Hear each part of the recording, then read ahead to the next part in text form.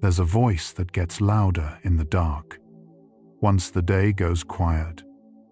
Science has been mapping a strange window at the edge of sleep, the few minutes when the mind stops editing what it lets in, the part most people miss. The thoughts you fight hardest by daylight soften most in the moments you stop trying to fix anything at all. Welcome to Psychology for Sleep.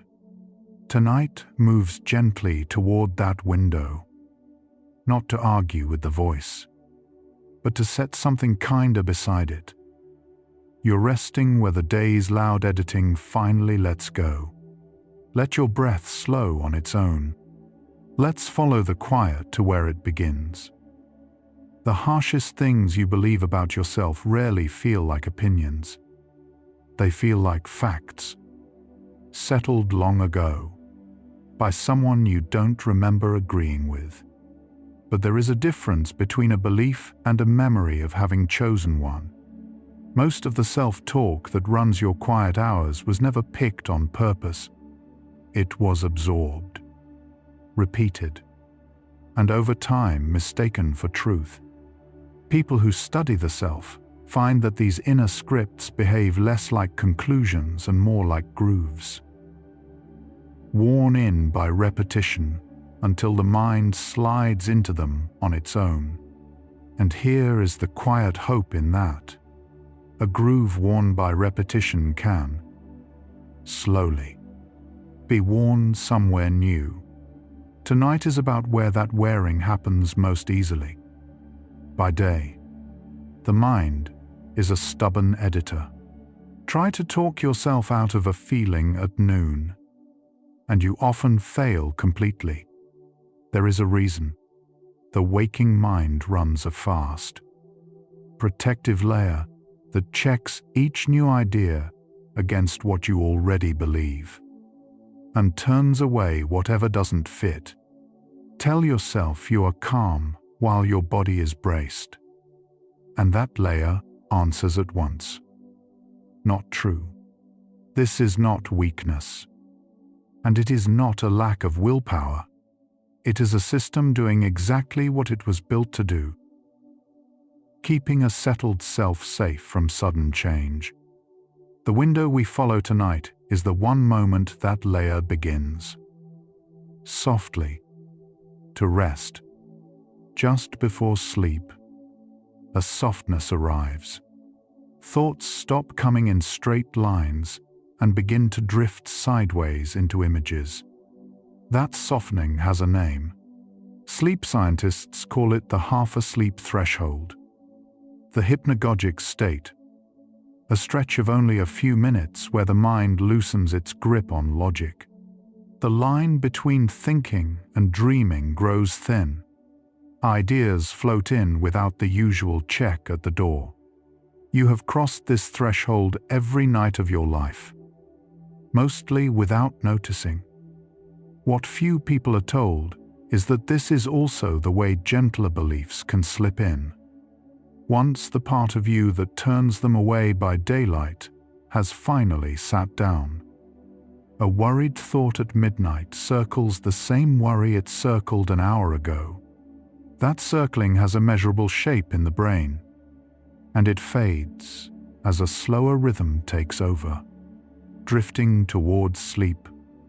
Your brainwaves shift from the quick, alert beta of daytime down into alpha, and then into a slower band called theta. Theta is the rhythm of drowsiness, of daydream, of a mind half here. Researchers link it to a more open, less defended kind of attention. There is nothing magic in it. It is simply the speed at which the mind stops standing guard and starts, instead, to take things in. Why does dream logic feel so reasonable while it lasts? You accept something strange half asleep, then wonder at it in the morning. That easy acceptance is the same quality scientists are pointing toward. In the theta-leaning state, near sleep, the mind grows less interested in cross-examining what it hears, and more willing to simply receive it. This openness is still being studied, and the full picture is far from settled, but the pattern keeps showing up as the editing layer quiets. A suggestion meets less resistance. By day, a warm word about yourself bounces off. Near sleep, the same word lands more softly. The wall is not gone for good. It is only, briefly, lower. The phrase, reprogram your subconscious, can make you picture flipping a switch. Nothing in the brain works that fast. Reprogramming is a metaphor, borrowed from machines. And the truth is far gentler than the image. No code is being rewritten. No command is instantly obeyed. What happens is closer to gardening than to engineering. Small, repeated tending that, over weeks, changes what grows most easily. And like any garden, it answers to patience far more than to force. Holding the metaphor loosely keeps you from disappointment. You are not editing a file tonight. You are loosening soil and choosing, quietly, what to plant in it.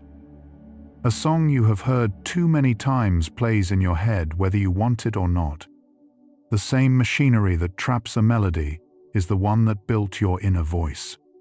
Brain cells that fire together tend to wire together. Repeated patterns of thought physically strengthen the links that carry them.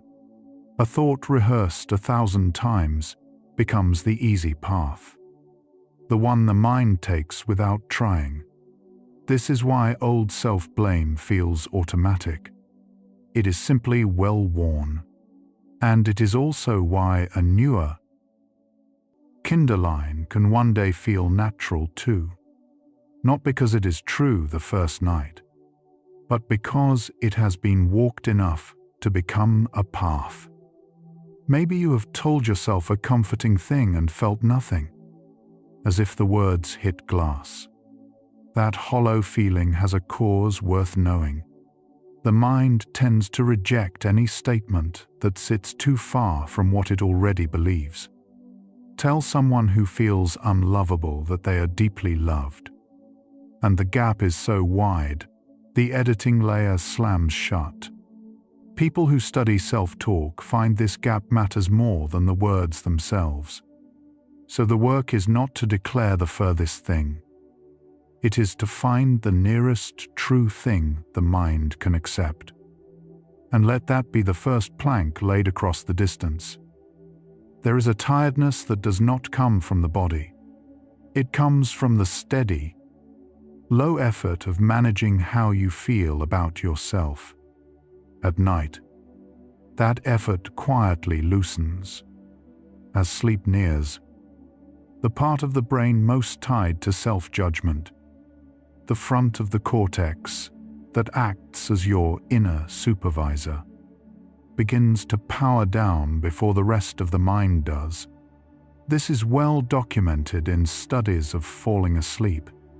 The supervisor leaves early, and with it gone, the harsh running commentary it usually fuels grows fainter, not louder. The relief you sometimes feel as you drift off is not only physical, it is a critic going off duty. This is only the start of what the near-sleep mind shows about how the voice you live with was built. And it raises a quiet question, the one underneath tonight. Could the same window that absorbed all that old programming be used on purpose to take in something kinder? The early answer the research keeps offering is yes, but slowly, and only on the mind's own terms, not through force, not through one perfect sentence, through repetition, believability, and timing. 3 things you already have. every single night. The voice was not installed in one evening. It will not be replaced in one either. But the way it came in is still open. Picture a phrase a parent or teacher said once, decades ago, that you can still hear in their exact tone. That staying power is not an accident. It is a feature of how early repetition shapes the self. The inner voice often forms in childhood, by taking in the voices around us, absorbed before we had any way to question them. A child has almost no editing layer. Nearly everything gets in. This is why the oldest beliefs feel the most like solid ground. They were laid down when the door stood wide open, the same way it opens, for a few minutes, every night now. The state that shaped you young is the state that returns each evening. Repeat a worry often enough and it can feel more true, not less. That is a well-studied quirk of the mind, called the illusory truth effect. We tend to believe a statement simply because we have met it many times. Repetition alone raises how true a claim feels, whether or not it is correct. This unsettles people when they see that their harshest beliefs earned their authority this way, not by being right, but by being repeated. Yet the same lever pulls both ways. A kinder line, repeated with the patience the cruel one once received, can slowly borrow that same easy sense of obviousness and become, in time, what simply feels true.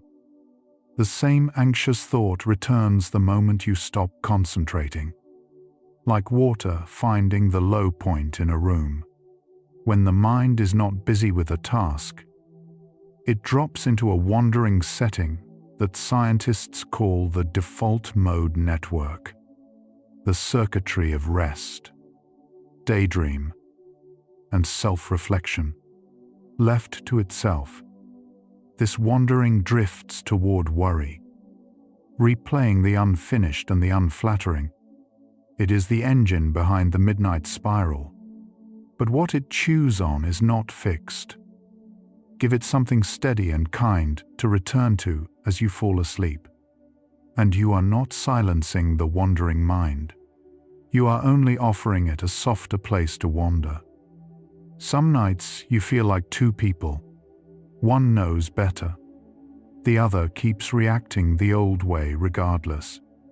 That split is not imaginary, and it is not a flaw in you. Much of what we do is driven by fast, automatic processes running below awareness, while the slower, reasoning mind narrates after the fact. The reasoning part can know a belief is unfair and still lose to the automatic part that learned it first. This is why understanding alone rarely heals an old wound. Insight lives upstairs. The wound lives in the basement. Tonight's work is aimed quietly at the basement, at the layer that learns by repetition, not by argument.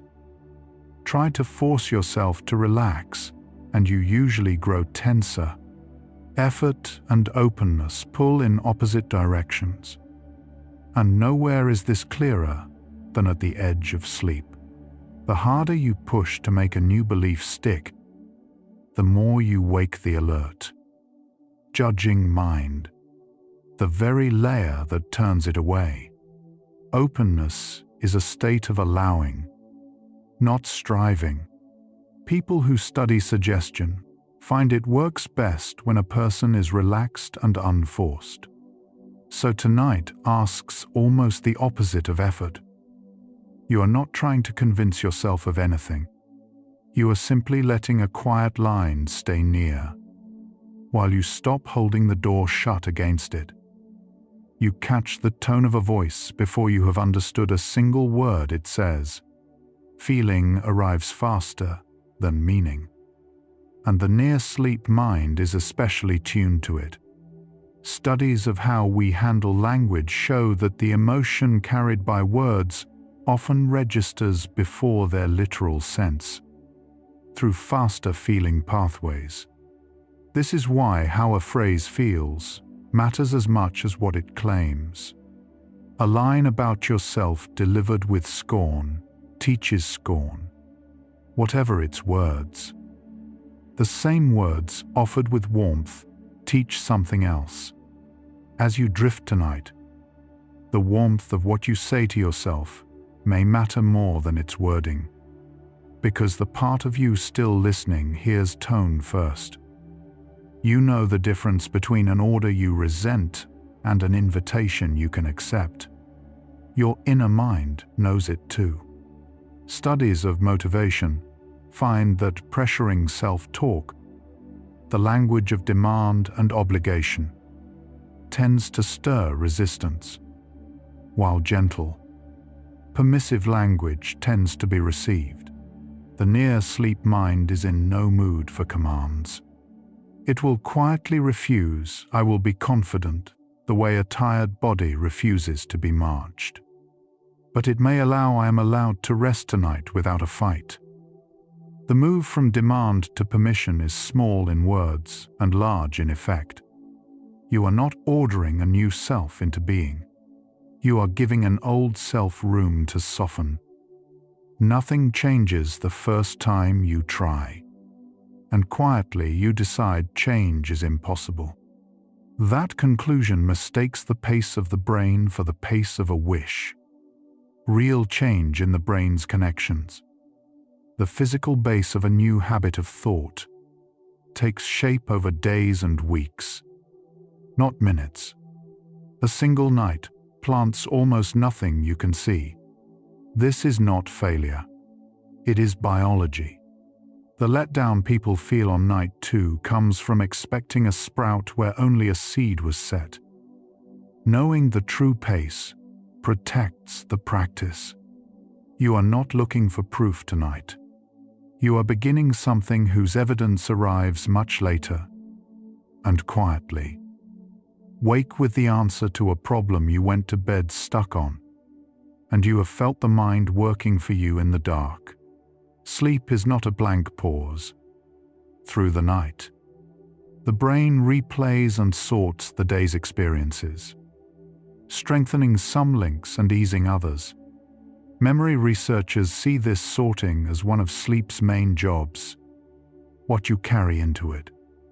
The last thoughts you hold as you drift becomes part of what the night works with. This idea is still unfolding, so it is best held lightly. But it is a kind one. The tone you fall asleep in is not thrown away. It is, in some measure, taken in and tended. A phrase repeated so long it means nothing anymore, just a sound you make. That emptying is a clue to what makes a self-statement work, and what makes it fail. People who study affirmation find that statements connect best when they touch something you truly value. Not a generic slogan. "I am successful" rings hollow if success was never your wound. The lines that move you fit the exact ache they answer. For someone carrying old self-doubt, the reaching line is not grand.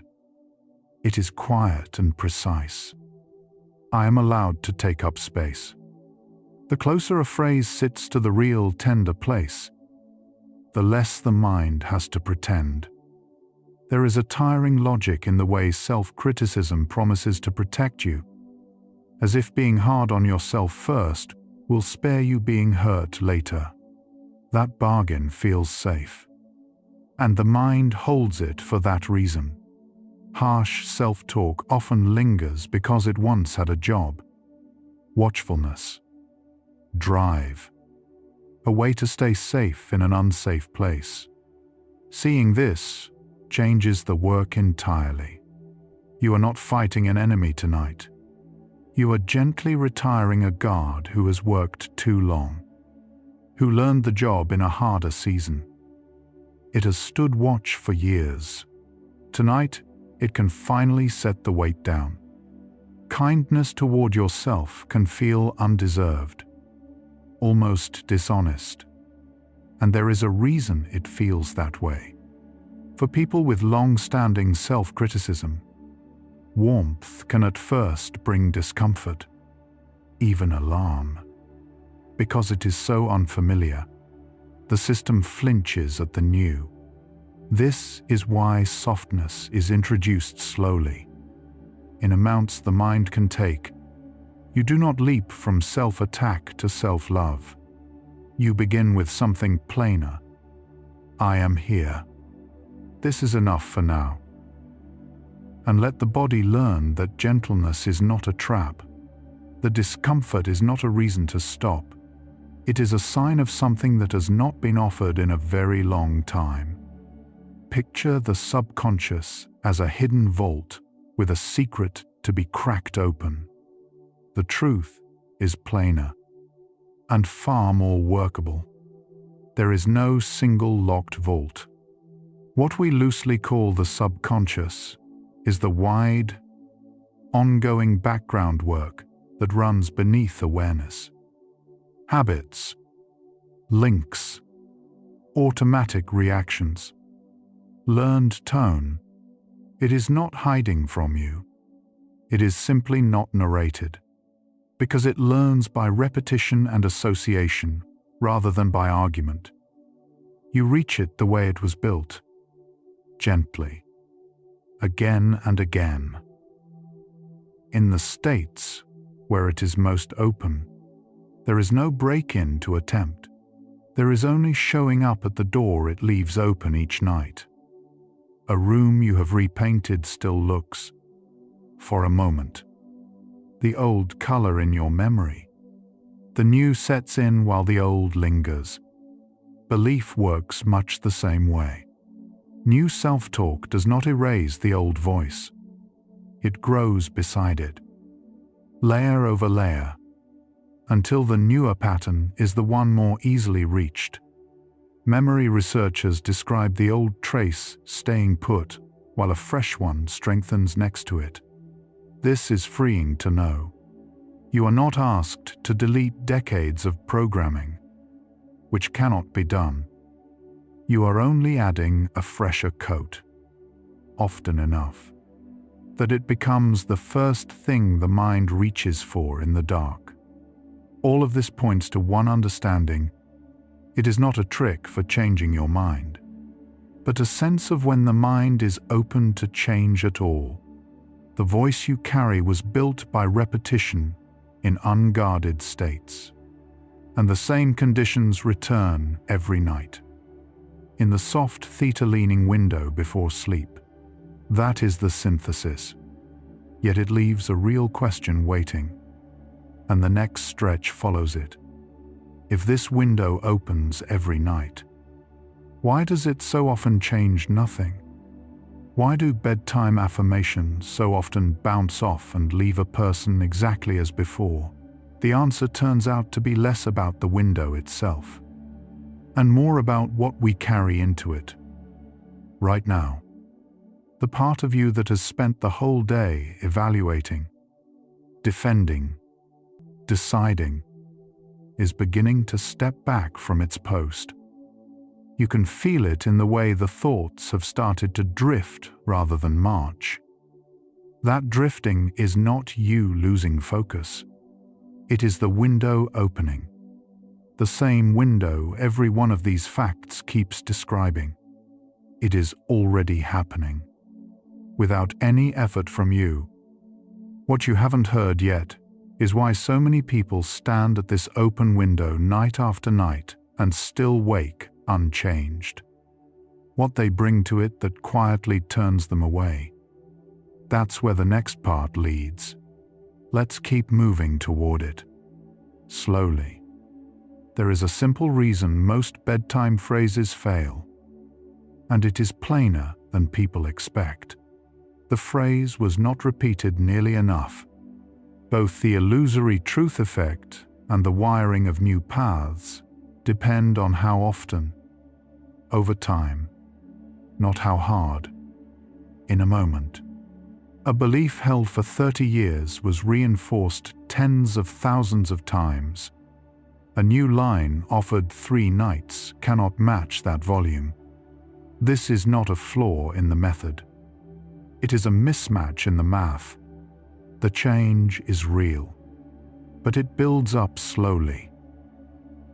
And it asks for the one thing impatience refuses to give: return. That flash of resistance when you say something kind about yourself is information, not failure. It marks the exact spot where a phrase reaches past what the mind can yet accept.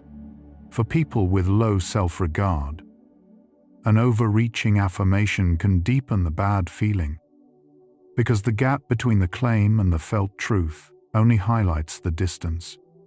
The line backfires not because warmth is useless, but because it was aimed too far.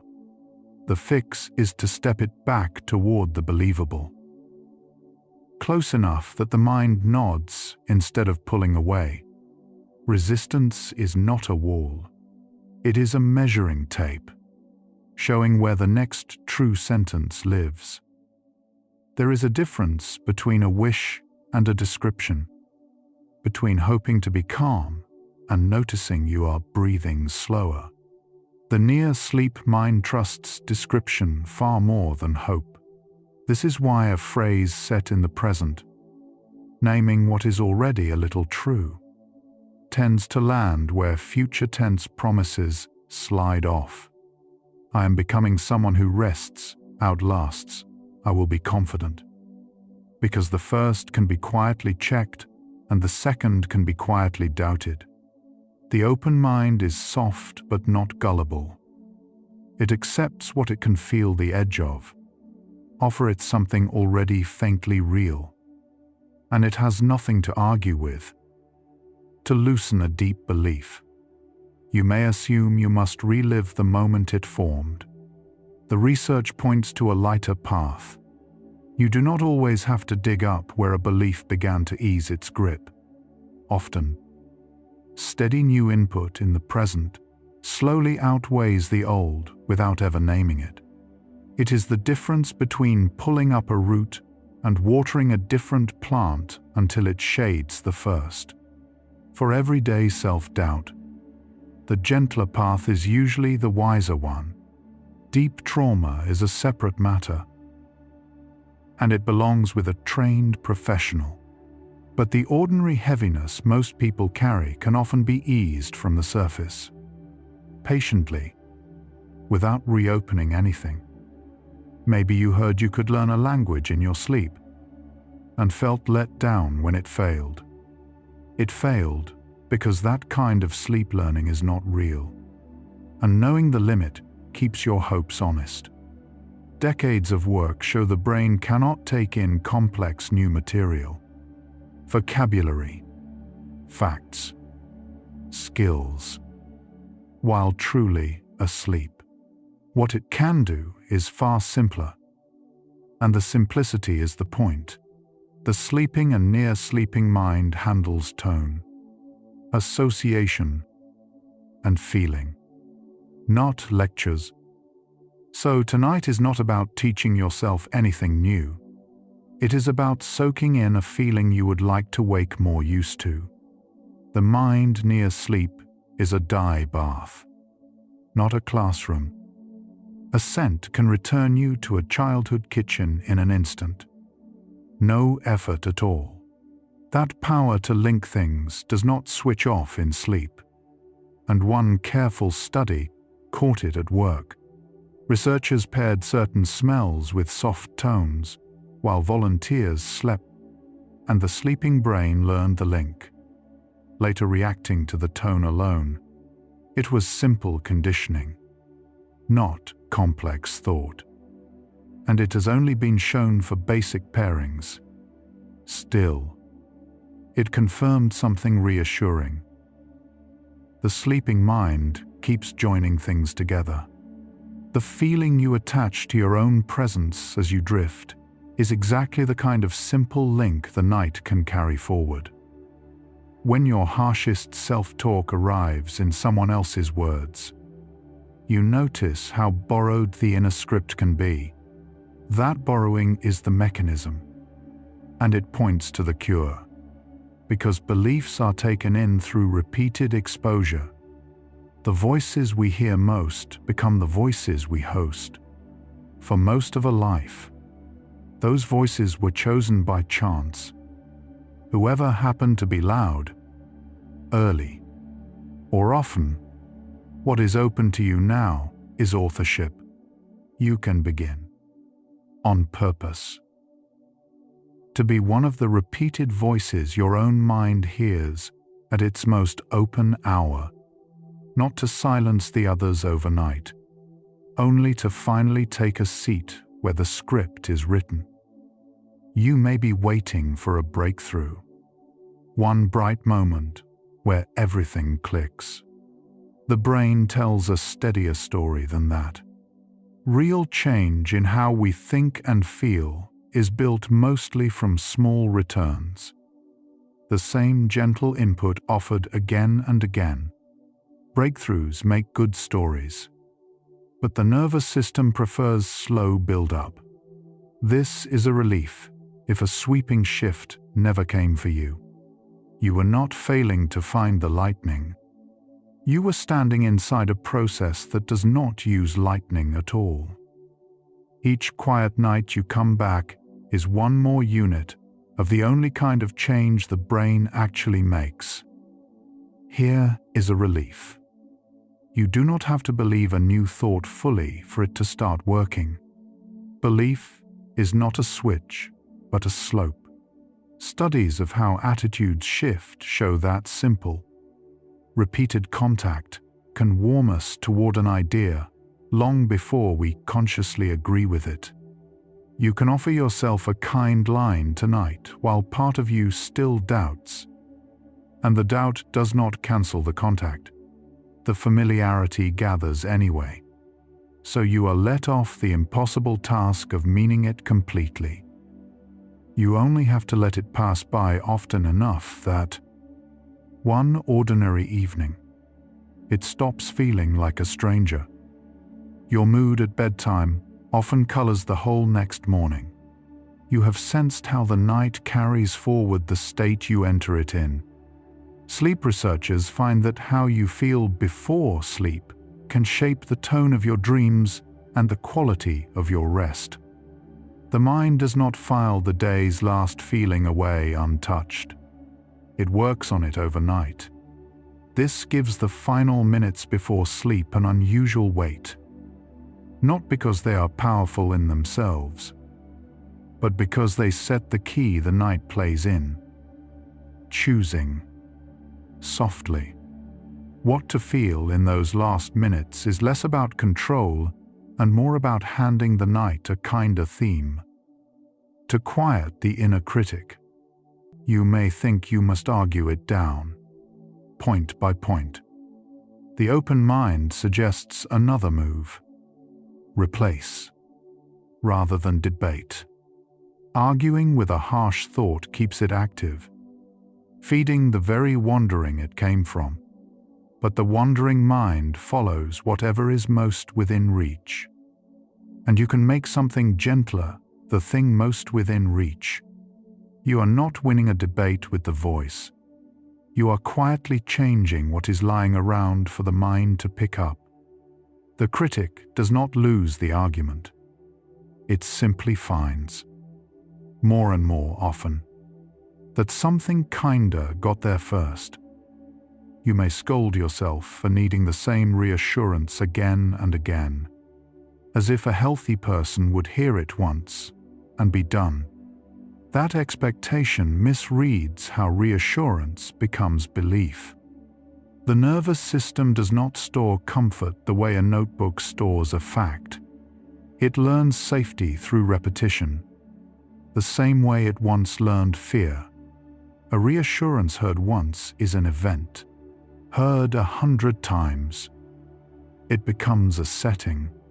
So the returning is not weakness. and it is not slipping back. It is the very way a borrowed calm slowly turns into your own. You are allowed to need it nightly. That need is the practice working. A familiar road feels shorter than a new one of the same length. Familiarity changes how the mind moves along a path, and the same holds true inside. As a new self-statement is repeated across many nights, it grows easier to recall, faster to arrive, smoother to think. The mind tends to trust what comes easily. This is the quiet machinery by which an awkward phrase becomes second nature. The first nights feel effortful and false because the road is new. The road does not grow truer. It grows more worn, and the mind reads that wear as truth, which, in this one case, works in your favor. Some nights the practice reaches you, and some nights it does not. You have noticed that your openness itself rises and falls. The depth of the window varies. On high-stress nights, the alert, defended mind lingers longer, and the soft, theta-leaning state comes later or shallower. This does not mean you lost the thread. It means some evenings the soil is harder than others. The kindest answer is not more effort, but less expectation. Offer the line lightly, without measuring its effect, and trust the easier nights to carry more of the work. Steadiness across many nights matters far more than intensity on any one. This is the pattern the evidence keeps drawing. The window is reliable, but it is not a vending machine. It asks for the right input, repeated, at a depth that shifts. With patience for the nights it stays shallow. The lines that work are believable, present, warm, and shaped to the real ache. The ones that fail tend to overreach, demand, or come too rarely to count. None of this is about forcing a transformation. It is about meeting your own open mind on its terms and offering it. Again and again, something kinder to take in than what it took in by accident long ago. Something in the room has gone quieter than it was when we started. Take one slow breath. The defended part of your mind has loosened its hold, exactly as it was built to do at this hour. We'll keep going together, gently. From here, you may wonder whether any of this is real, or just hopeful thinking dressed in science. It helps to be honest about where the firm ground ends. The basics are well supported. Brain waves slow towards sleep. The judging mind quiets. Repetition strengthens neural paths. The night sorts and stores experience. What stays truly debated is how much deliberate bedtime suggestion shifts deep belief. And by how much. The careful stance is neither scorn nor hype. It is to use a low-risk, gentle practice that fits what we do know, while holding its bigger promises loosely. You lose nothing by speaking to yourself kindly near sleep, and the science we trust leans in its favor. Affirmations can feel a little embarrassing, and that is a fair response to how they are usually sold. The cure is to make them quieter and truer. Much of the affirmation industry pushes grand, absolute claims, total confidence, instant worth, that the mind rightly distrusts. The version gentler research supports looks almost humble beside it. Small, specific, set in the present, and aimed just past the current edge of belief. There is nothing to perform, and no one to convince. The most workable line you could offer yourself tonight might be so modest it would sound like almost nothing aloud. That modesty is not the method's weakness. It is exactly why it slips past the door. Telling someone to just think positive rarely helps, and often stings. Forced positivity fails for the same reason overreaching affirmations do. When a feeling is pushed down or papered over, it tends to spring back, sometimes stronger. A pattern researchers have traced in studies of thought suppression. The aim near sleep is not to deny what is heavy, but to set something beside it. You can admit a hard day and still offer a gentle line about tomorrow. The two are allowed to share the room. Healing here is not the erasing of the difficult. It is the quiet adding of something kinder, without demanding the difficult leave first. The words themselves seem to carry the power, so finding the perfect phrase feels like the task. The state you are in when you say them matters at least as much. A flawless affirmation recited in a tense, striving mind meets the full force of the judging layer and bounces. A clumsy, plain phrase offered in deep ease slips by without trouble. This reorders what most people bring to bedtime practice. Spend less effort hunting for magic words, and more on simply being relaxed enough to receive plain ones. The open state is the soil. The phrase is only the seed, and a good seed in hard ground grows nothing. Try to change too many things at once, and you often change none. You meet the limits of a mind's nightly room. The open window is gentle, and gentle things cannot carry heavy loads. Loading a dozen new beliefs at the edge of sleep tends to thin them all, leaving none repeated often enough to take root. The steadier path is to choose one line, one tender place, and return to it for many nights before adding another. This feels slow, and it is. But one groove worn deep changes more than a dozen scratched lightly. Focus is not a limit here. It is the only way repetition reaches the depth that matters. You may carry a quiet shame that you still struggle with something that seems like it ought to be simple by now.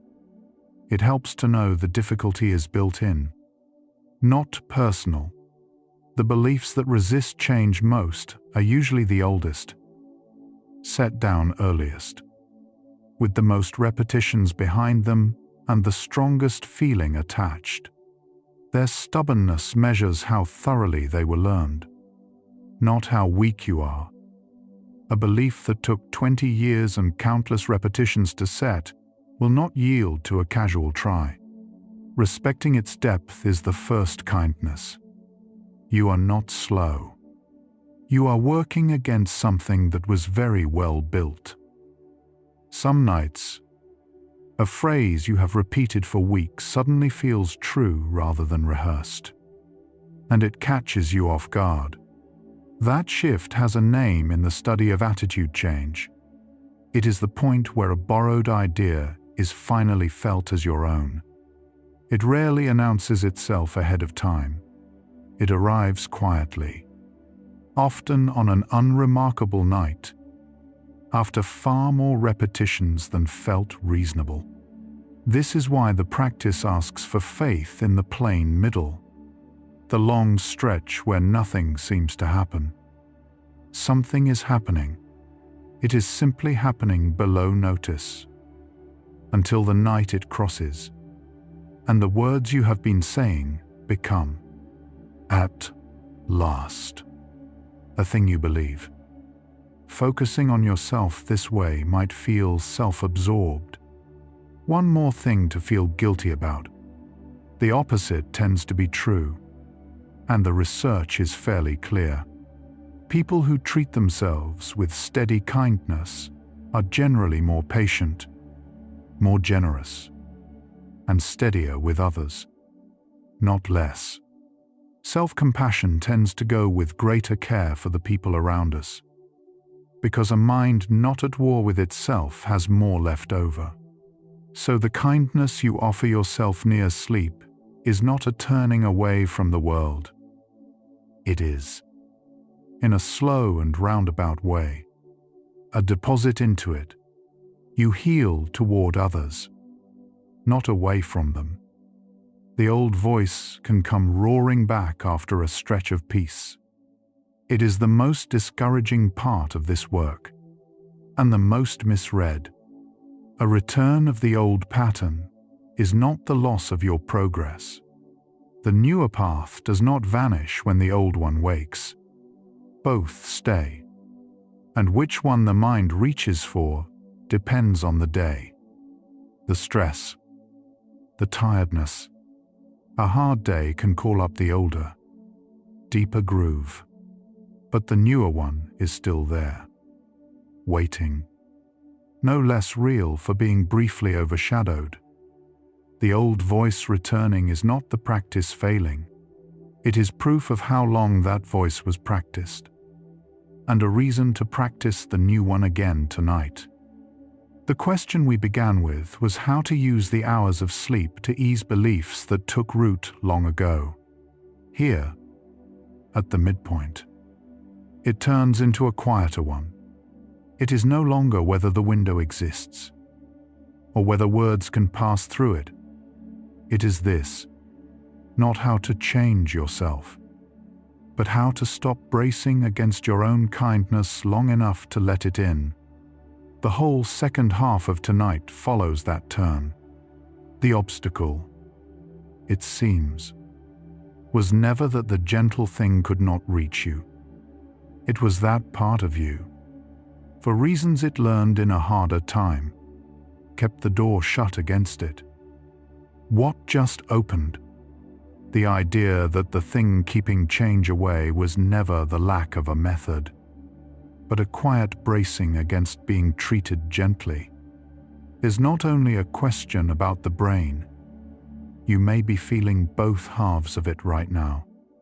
The wish to be spoken to kindly, and the old reflex that flinches when you try. The second half of tonight follows what happens when those two stop being enemies, when the flinch is allowed to soften at its own pace, with nothing forced. Feel where your body meets the bed. Let it be heavy there. Let's keep going. Slowly, from here. The bracing eases a little just by being named. The way a sound you finally place stops jolting you. Naming alone shifts the body. When we put an inner state into words, recognizing this is the old guarding. The reasoning brain grows more active and the alarm centers settle a little. So you do not have to fight the flinch. You only have to notice it, gently, as it comes. The noticing itself loosens it. Tonight, when kindness meets resistance, you can simply say inside, there it is. The old guard, and feel. In that small recognition, the smallest easing, you can soften toward a frightened child in a way you cannot always manage toward yourself. You already hold the capacity this work asks for. The trick is to turn that same posture inward. The part of you that braces against gentleness is not an enemy. It is something young that once learned softness was unsafe. Met with the patience you would give a child. It has no reason to keep fighting. This sits at the heart of self-compassion. You are not disciplining a stubborn self into shape. You are sitting beside a frightened one until it trusts, slowly, that the danger has passed. There is a quiet that is not empty but full. The settled feeling after something is finally understood. The mind reaches it more easily once it stops being asked to perform. As the night deepens and you let go of fixing anything, the body's stress chemistry keeps falling on its own, and the open window steadies. Researchers find that ease and a sense of safety are the conditions under which suggestion is best received. You do not have to make this happen. You only have to stop interrupting it. The settling arrives by itself, the moment you stop standing watch over your own rest. One steady person in a chaotic room can calm everyone in it, just by being calm. Your gentle inner voice can become that steady presence for the rest of your mind, repeated across nights. A kind line starts to work as an anchor. The wandering mind comes back to under stress. Instead of spiraling, this is not the silencing of anxious thoughts. It is the slow setting of a calmer center of gravity. Over time, the mind stops falling toward the old worst case, because there is now something quieter and well rehearsed for it to fall toward instead. You may wonder if you are too old for your mind to change. The science of the adult brain offers a steady reassurance. The brain's power to reshape its connections with experience continues across the whole of life. It may slow with age, and researchers are still refining the details, but the door does not close. Adults rewire patterns of thought and feeling well into late life. The grooves of self-talk worn over decades stay workable, just with patient work. So it is too late is, fittingly, just one more old belief, and one the evidence quietly contradicts. The mind you have tonight is still able to be gently changed. Healing is supposed to feel like relief, so it confuses people when it sometimes feels like grief. That grief is often part of it. When an old belief begins to loosen, say, the belief that you had to earn every bit of rest. What surfaces is sometimes sorrow for the years spent under its weight. This is not the practice going wrong. It is the practice working, uncovering the cost of what you carried. The kindest thing is to let the sorrow be there without rushing it off. You are not only adding something gentle, you are mourning the harshness you no longer have to live by. The same phrase can feel hollow one week and tender the next. The words did not change. Your readiness did. The open mind meets a statement differently depending on what it has already softened around. A line that bounced off early may sink in deeply later, not because it improved, but because the ground beneath it finally gave. This is why you keep offering the same gentle words even when they seem to do nothing. You are not waiting for better words. You are waiting for the night your mind is ready to receive these ones.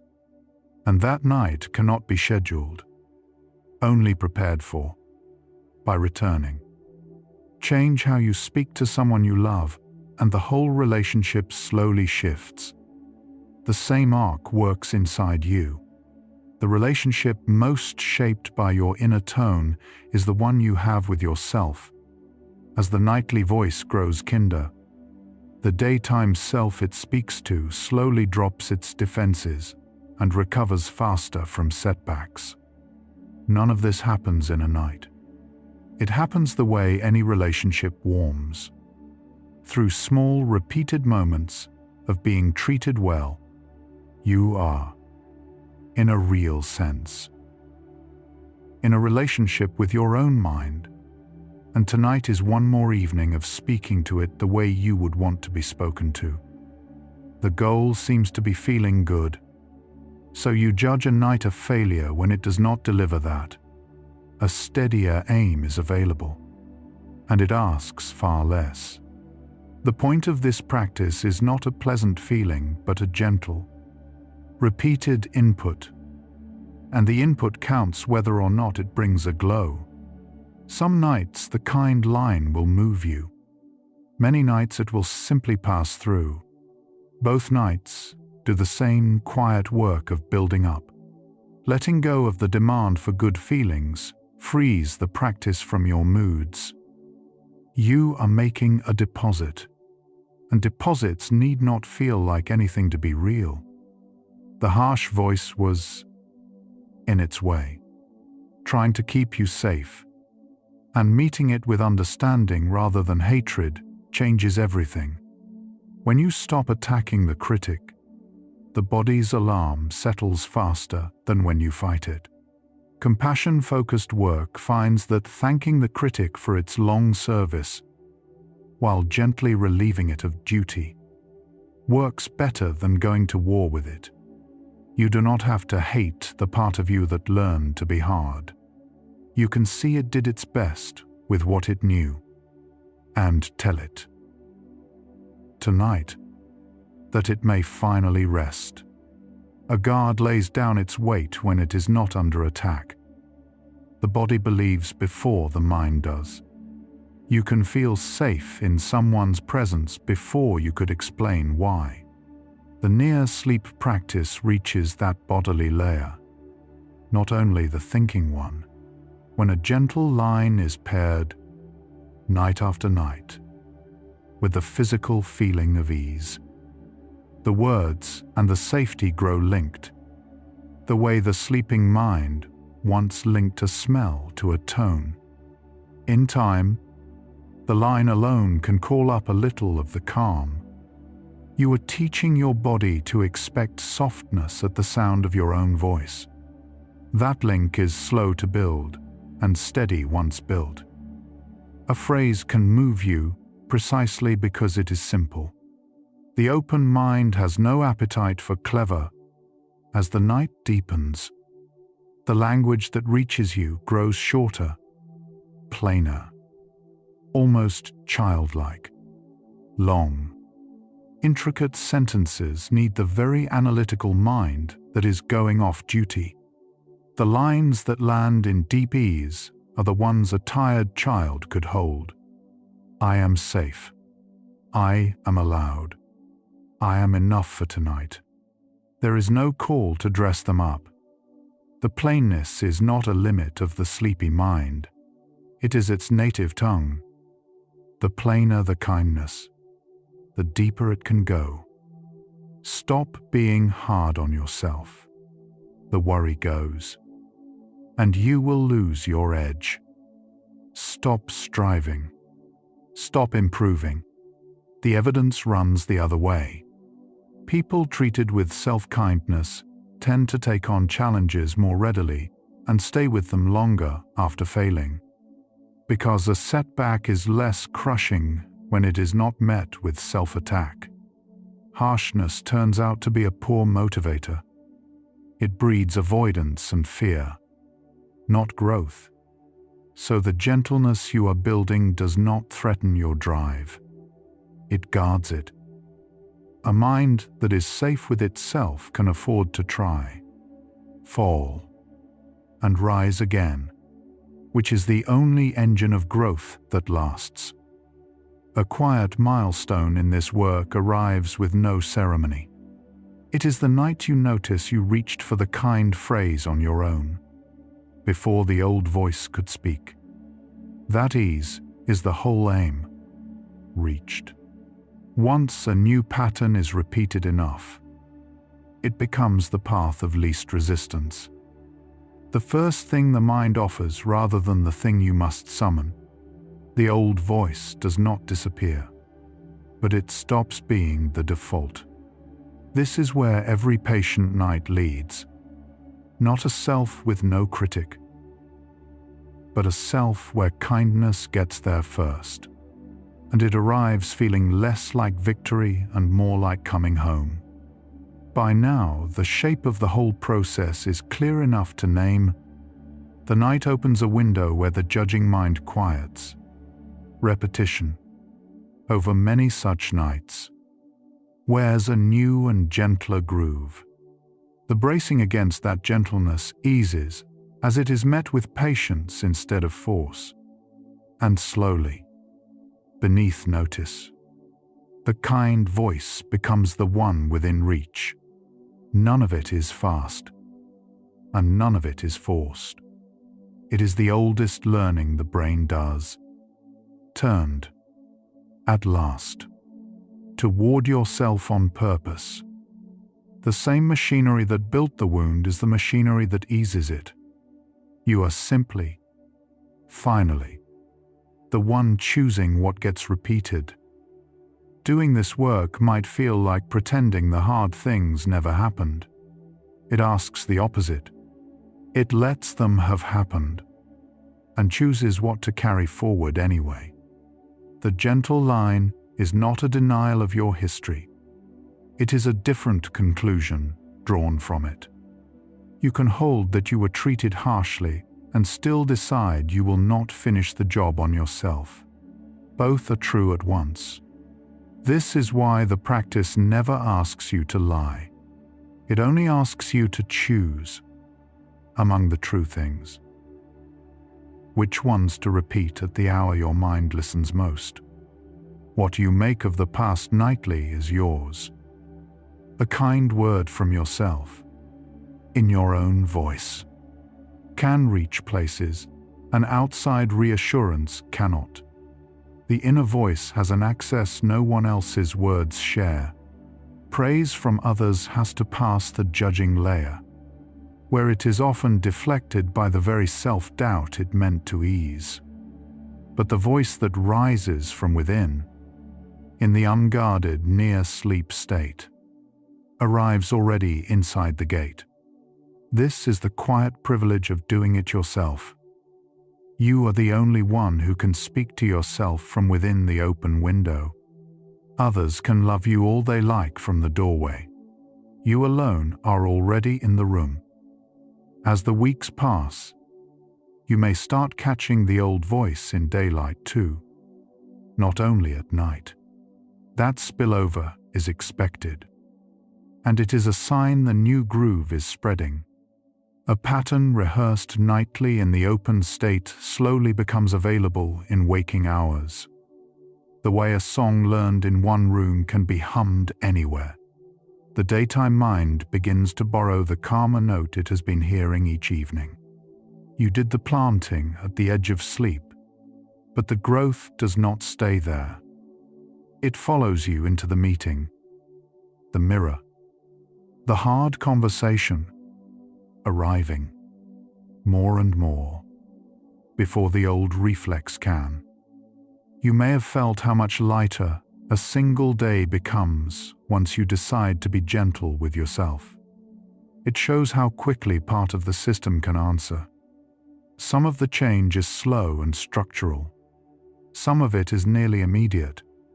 Choosing to stop attacking yourself, even briefly, lowers the body's stress load right away, while the deeper rewiring goes on underneath at its own pace. This is heartening, because relief does not wait weeks. The deep change is patient. But simply choosing to be on your own side offers something the very first night: a quieter body, and a glimpse of what the longer work is building. There is a peace in giving up the search for the moment you will finally be fixed. The mind eases when it stops waiting to arrive. This work has no finish line where the old voice is gone for good and only kindness remains. That picture is just one more impossible standard. What it has instead is a direction, a slow, returnable practice that keeps tilting the balance toward gentler ground. Letting go of the destination is itself part of the healing. You are not trying to reach a perfect self. You are choosing, each evening, the next gentle repetition, and trusting the long gathering to carry you somewhere kinder. The nights you most resist doing this are often the nights you most need it. The hardest days raise the oldest defenses, making the gentle line feel most foreign just when it would help most. There is no call to force it on those nights. A single soft sentence, offered without insistence, is enough to keep the path from growing over.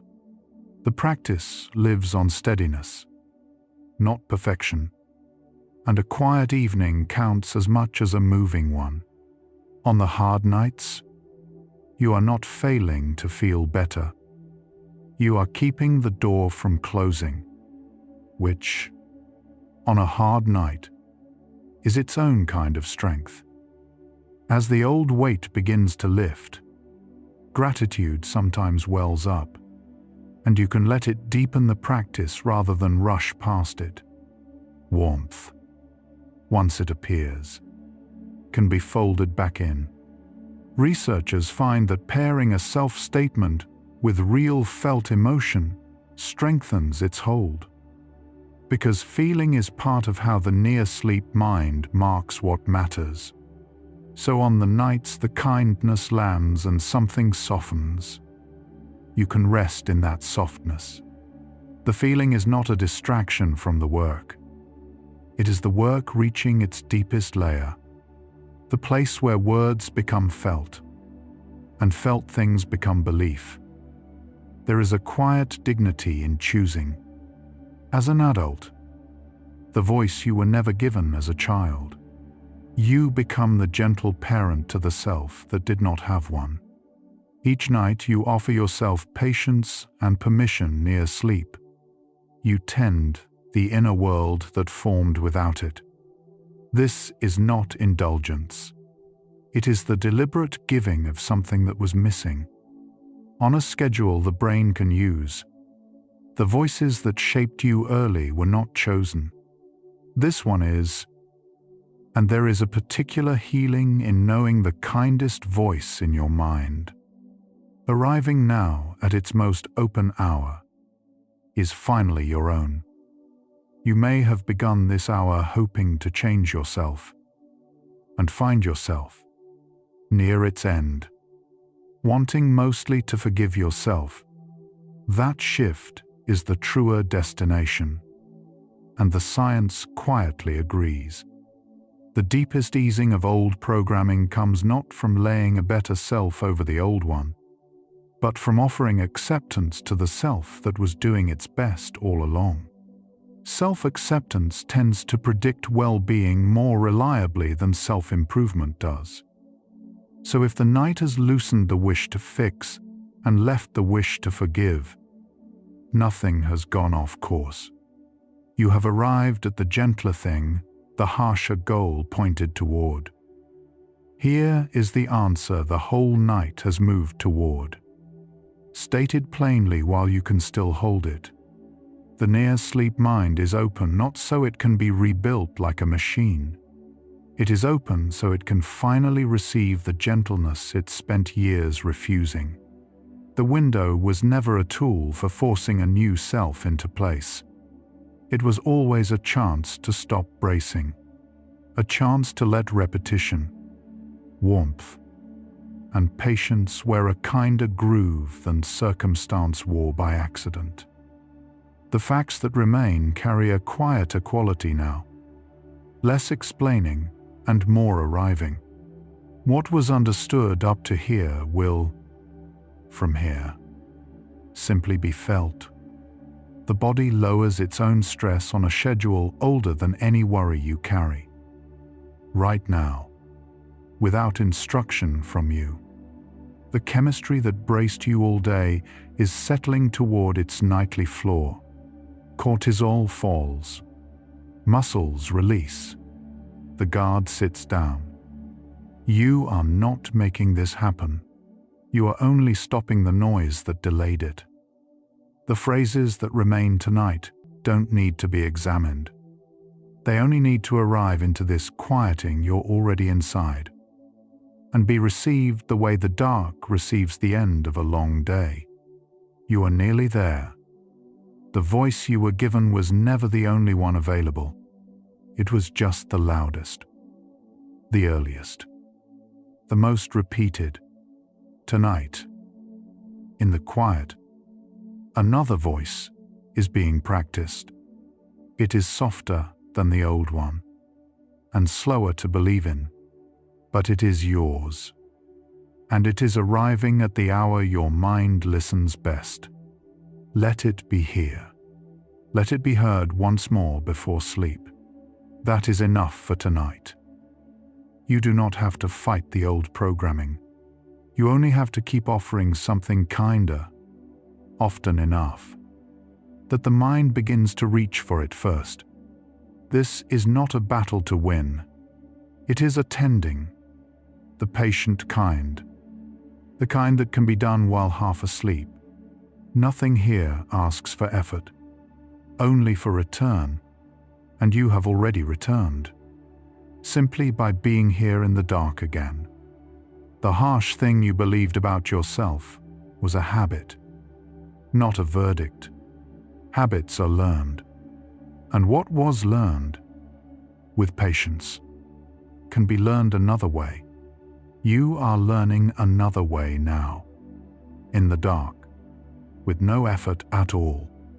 There is no test to pass before morning. There is only this slow, quiet relearning, happening beneath notice while you rest. Let it happen. Let the older lesson loosen its hold. There is nothing to fix tonight. The window is open not so you can repair yourself, but so you can rest while something kinder settles in. Repair was never the task. Receiving was. You can set down the long project of becoming better, just for these hours. Nothing is required of you here. You have arrived already enough, and the night will keep that true until morning. The mind near sleep does not follow orders or arguments. It follows tone. So let the tone you fall asleep in be the tone you wish you had always been spoken to in. The words matter less than the warmth beneath them. Speak to yourself the way you would speak to someone tired and dear. That warmth is the whole message. The rest is only carried along on it, quietly, into the night. You can hold a hard history and a gentle present in the same slow breath. One does not cancel the other. You are simply choosing, among everything that is true, the part worth repeating at this hour. The difficult things stay true. They do not need denying, but they do not get the last word tonight. Tonight, the last word is a softer one, chosen by you and offered quietly to yourself. The voice that braced against kindness was young and afraid and trying to keep you safe. It can be thanked. It can be relieved of its post. It is allowed, at last, to rest along with the rest of you. You do not have to silence it or shame it. You only have to let it know the danger it watched for is no longer here. The watch is over. It can sleep now, too. Every night you return is one more repetition, and repetition, in this open state, is the one thing the deep mind has always answered to. You are doing the thing that works, simply by being here again, not by trying hard, not by getting it right, only by coming back, softly. One more evening. That is the whole method. That is all it has ever asked of you, and you are already giving it. You do not have to believe the gentle phrase yet. Belief comes later, quietly, after more nights than seem reasonable. For now, it is enough to let the words pass by, unargued with, while you drift. You can hold them at arm's length, and they will still do their slow work. Doubt does not stop them. Only absence would. So let them stay near, doubted or not, and let the drifting carry them in. The old self-talk left real grooves, but they are not the only paths in you now. A newer one is being walked, softly, every evening. It does not erase the old. It simply, slowly, becomes the one you reach for first. You do not have to tear up the old road. You only have to keep walking the new one. Until one quiet morning, you notice your feet went there on their own. There is a kind of rest that comes only when you stop guarding yourself from your own gentleness. You are close to that rest now. The guard has nearly set its weight down. Feel how the bracing has loosened since the night began. There is less to defend here than you thought. There was, perhaps, never as much to defend as the old watchfulness believed. Let the rest of it go now. The night carries forward whatever tone you enter it in, so you are allowed to enter it gently, not because the day earned it, but because the night does not ask the day to earn anything. You can arrive at sleep unproven and still be received. There is no ledger to settle before rest. There is only the open dark and your own quiet voice, and the kinder tone you are choosing to fall asleep inside of. You spent so long being the one who was hard on you. Tonight, you can be the one who is kind. The mind has room for both, and it keeps whichever it hears most. So let it hear this one. Let the kind voice get the final hour of the day, the open hour, the hour that lingers. You have given the harsh one years. The gentle one can have tonight, and the night after, and the slow gathering of all of them. The change you have waited for was never going to come in a single night. It comes the way morning does, too slowly to watch, and undeniable by the time you notice. You are somewhere in that slow coming now, further along than it feels. The lack of a visible shift is not a lack of motion. Roots grow before shoots. Trust the part of this you cannot see, and rest while it keeps on, beneath the dark, without you. So, can the hours of sleep be used to ease beliefs that took root long ago? They already are. Not by force, and not by command, but by the oldest. Gentlest means the mind has something kind, repeated. In the hour, it cannot help but listen. You are doing it right now. In this stillness, the answer to the whole question is not a technique. It is simply this returning, this softness, this quiet hour given back to yourself. You are allowed to take up space. You are allowed to rest without earning it. These are not grand claims. They are small, true things, set quietly beside the old voice until they are the easier ones to hear. Say them as plainly as you would tell a tired friend the truth. There is no need to feel them fully yet.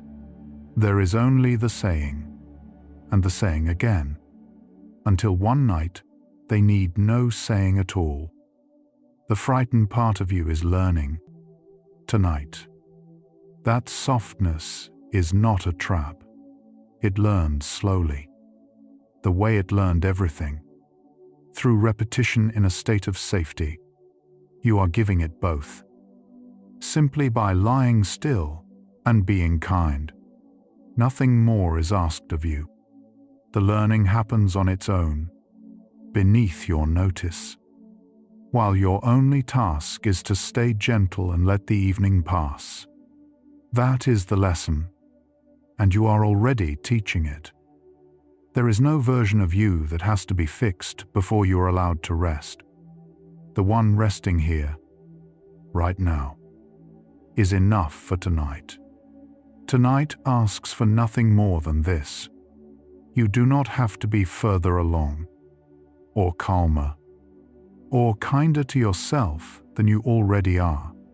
You only have to be here, breathing, in the quiet, receiving the small mercy of an hour with no demands inside it. The kindest voice in your mind is slowly becoming your own, not borrowed, not performed, but yours, chosen on purpose, repeated on purpose. At the hour your mind is most open to keeping it, you are not waiting for someone else to say the gentle thing anymore. You are saying it, in the dark, in your own voice. And your own mind is learning, at last, to believe the one speaking. You can let the day's editing go now. There is nothing left to weigh, nothing left to defend. The mind that braced all day is allowed, in this dark, to simply receive. The work of guarding is done until morning. You can lay it down with the rest of the day's weight. What stays open now is only the soft part, the part that listens, and the kind words you have chosen to leave there as you fall.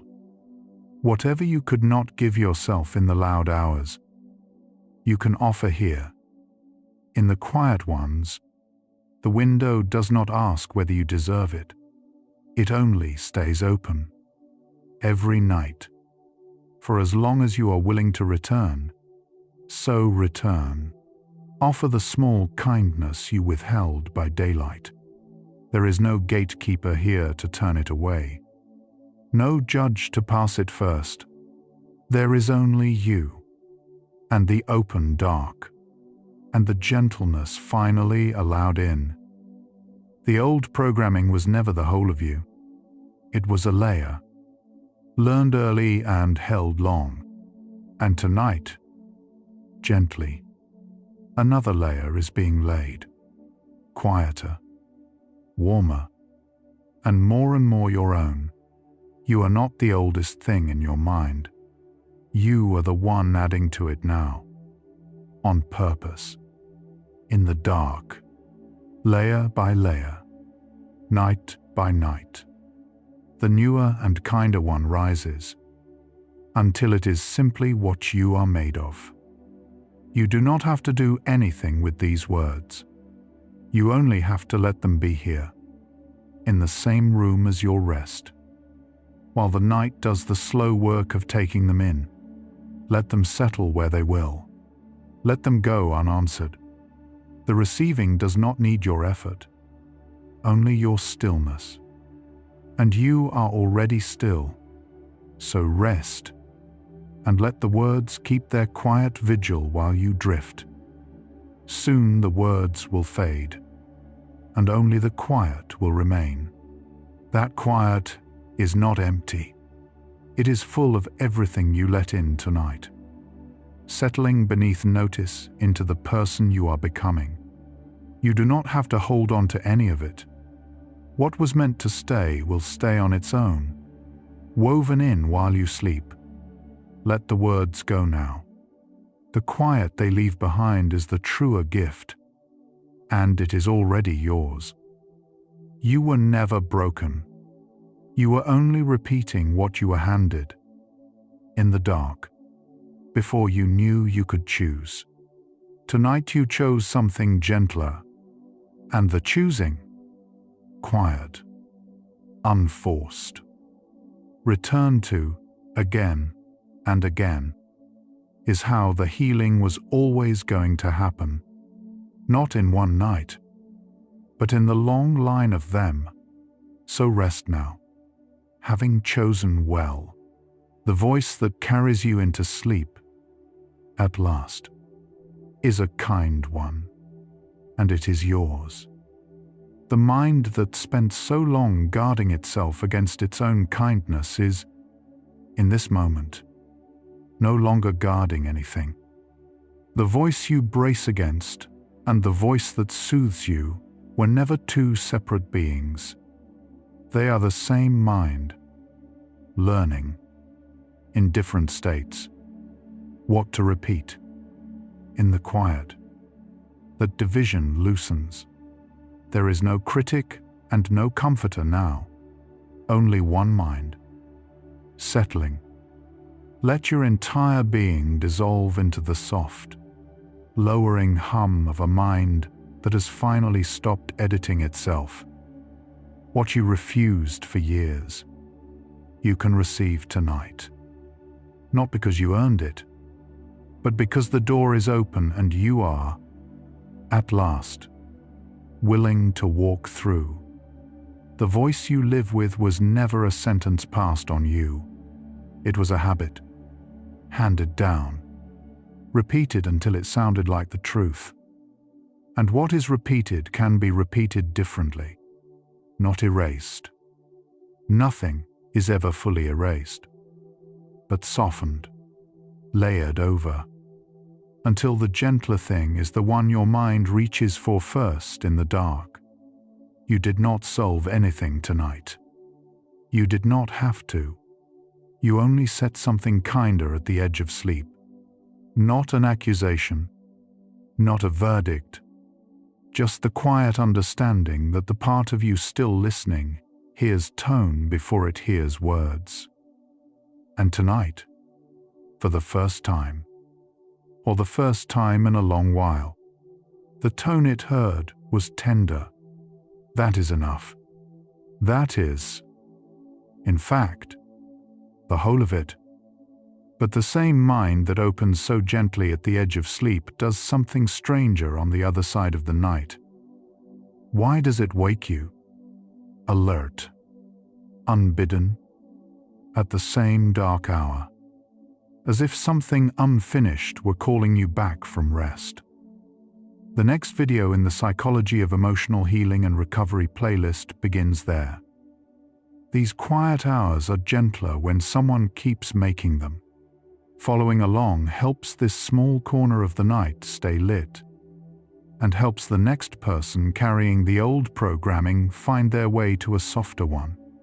One quiet tap, one sleepy soul at a time. You can let these thoughts settle now, like sediment drifting to the floor of still water, no longer stirred by anything. Let your body grow heavy with the particular quiet that comes after being spoken to kindly. Sleep carries you toward the version of you that no longer has to brace against its own gentleness. If your eyes have already closed, there is nothing left here to open them for. Rest well, gentle mind. You were never the harsh voice you were handed.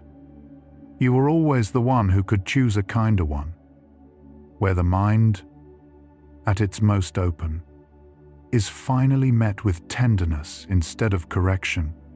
Good night.